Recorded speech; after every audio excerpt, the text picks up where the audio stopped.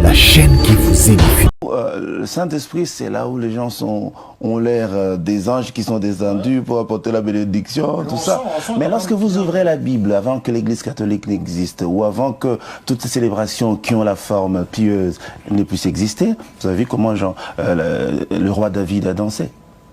Le pionnier de la louange, le pionnier de l'adoration, comment il a dansé, il complètement déshabillé, il restait avec les vêtements intimes.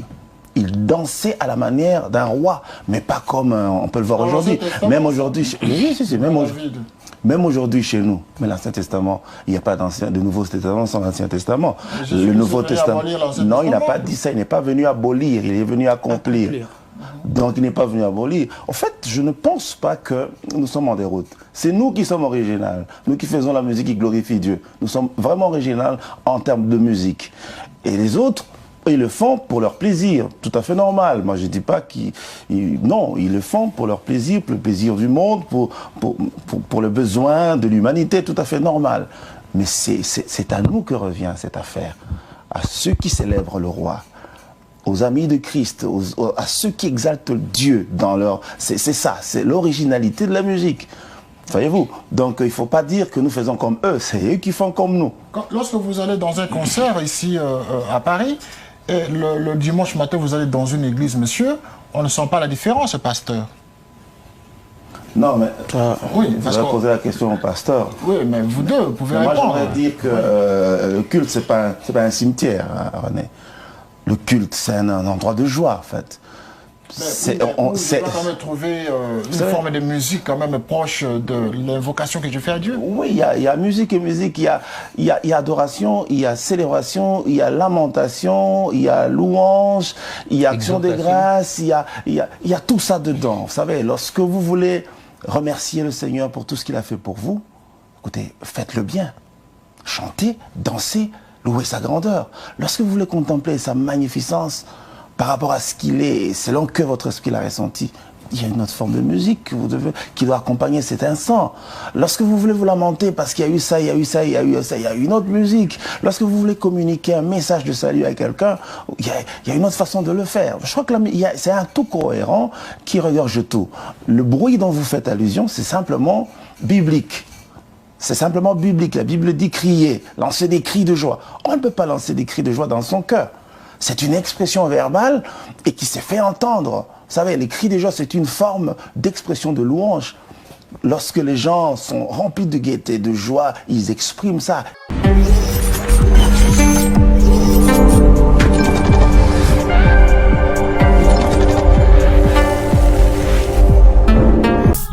HP Media, la chaîne qui vous...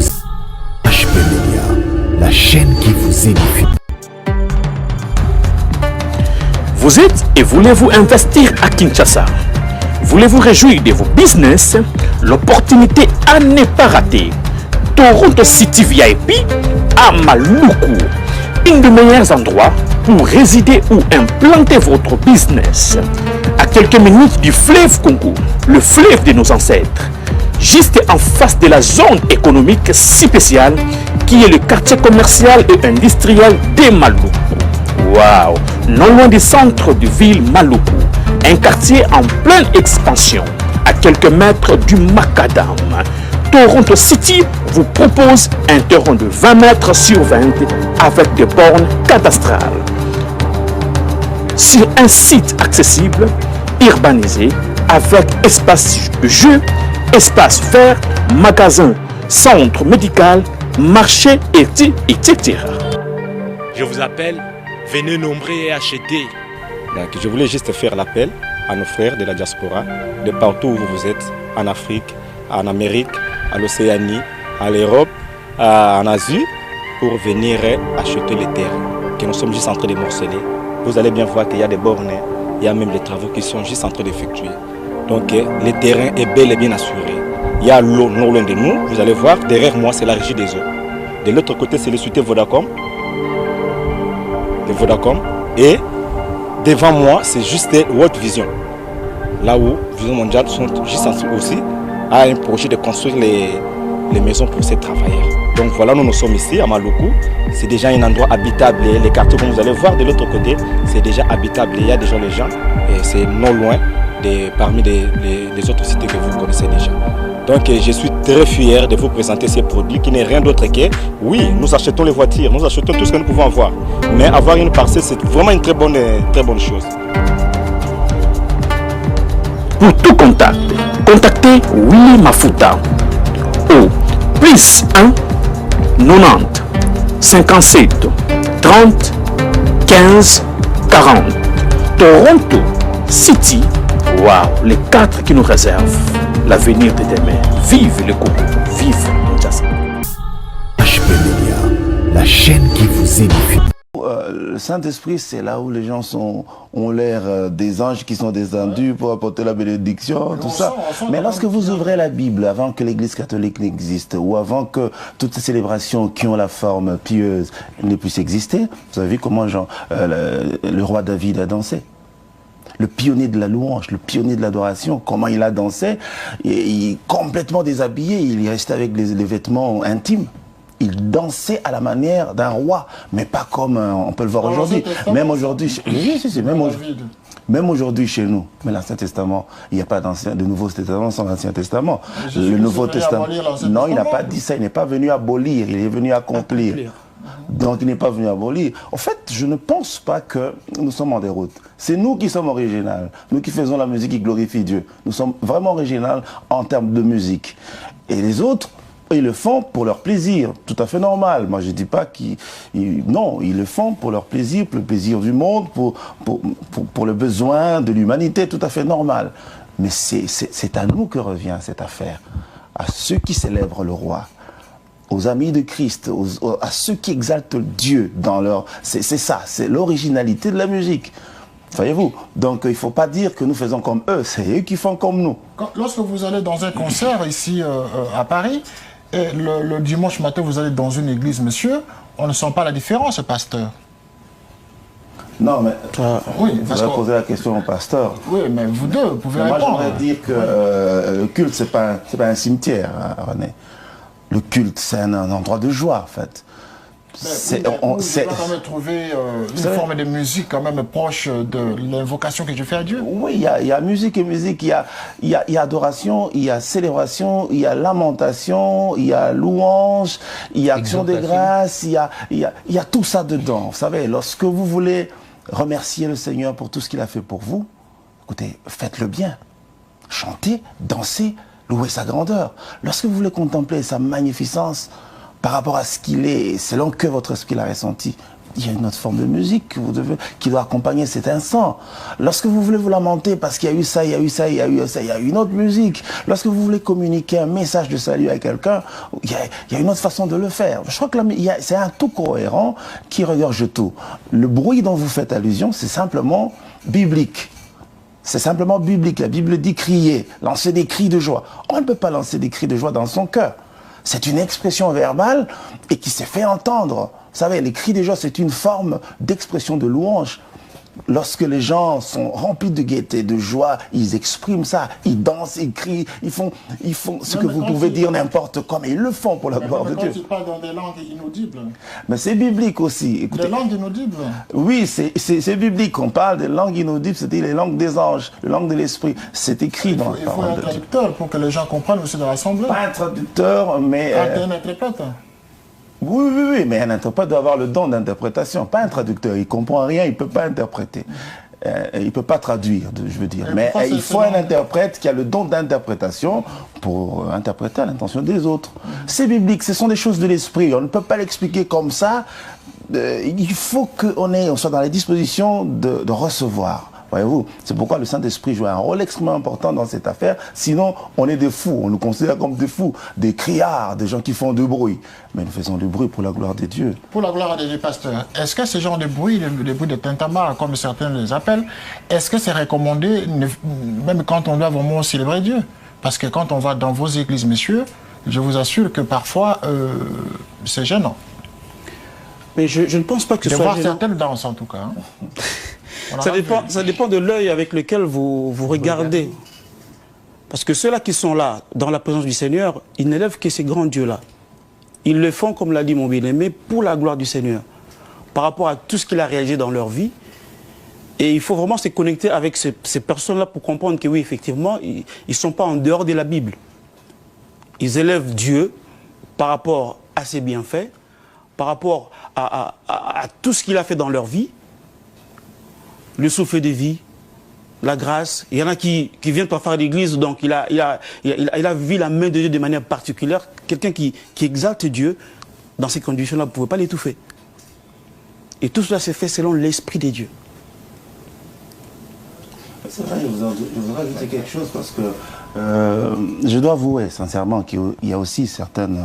il y a des dérapages, il y a des déviations. Et il y a beaucoup de dérapages. Oui, mais malheureusement, moi je ne pense pas qu'on puisse tenir les dérapages pour faire un jugement sur ce qui est bien et fondamentalement justifié, bibliquement valable. Donc on ne peut pas... c'est vrai, il y a aujourd'hui une race de personnes qui n'ont pas compris encore ce que c'est et qui font des emprunts au monde, ils les amènent dans l'église. On ne peut pas renier ces faits, ils sont visibles, palpables, nous le regrettons autant que vous. Mais cela ne veut pas dire qu'on doit arrêter de célébrer Dieu comme il faut. Cela ne veut pas dire qu'on doit arrêter, que le vrai doit arrêter parce que le faux s'exprime. Non. Je crois qu'à un moment donné, il faut faire simplement la part des choses, parce que même dans d'autres milieux, il y a des vrais, il y a aussi des faux. Est-ce que vous, quand vous composez vos chansons, vous demandez d'abord l'appui du Saint-Esprit pour que ces chants soient acceptés dans le marché, dans votre milieu? Absolument. Le premier témoin que j'ai quand je reçois un cantique, c'est Dieu qui apparaît à vous pendant la nuit, il vous donne le texte ou la mélodie d'une chanson. Non, ça, non. Pas qu'il apparaît, non. Enfin, en vision, non. Parce que chez vous, il n'y a que la vision qui compte. Hein. En vision, il vient vous... Même pas ça. Non. Il y a une autre façon d'être réceptif à l'inspiration du Saint-Esprit. Le Seigneur peut apparaître comme il veut, il est souverain, mais généralement, c'est par le Saint-Esprit que nous avons la communication de l'inspiration. Et là, je peux dire que le premier témoin lors de la réception, c'est nous-mêmes. Parce que nous avons l'Esprit de Dieu en nous. Il y a des moments où votre cœur peut vous souffler. Il y a des moments où c'est l'Esprit de Dieu qui vous souffle. Vous soufflez quoi? La mélodie? Et la mélodie, non, tout. Et la mélodie, et les paroles, et le thème, et la pensée, et l'idée. C'est votre cas, hein? Non, mais disons que l'inspiration, d'une façon ou d'une autre, s'exprime d'une certaine façon. Soit, ça on appelle révélation, où elle vous donne exactement les mots qu'il faut, et la mélodie qu'il faut. Vous avez tout le cantique établi. C'est-à-dire, vous n'avez qu'à l'interpréter. Ça, c'est la révélation.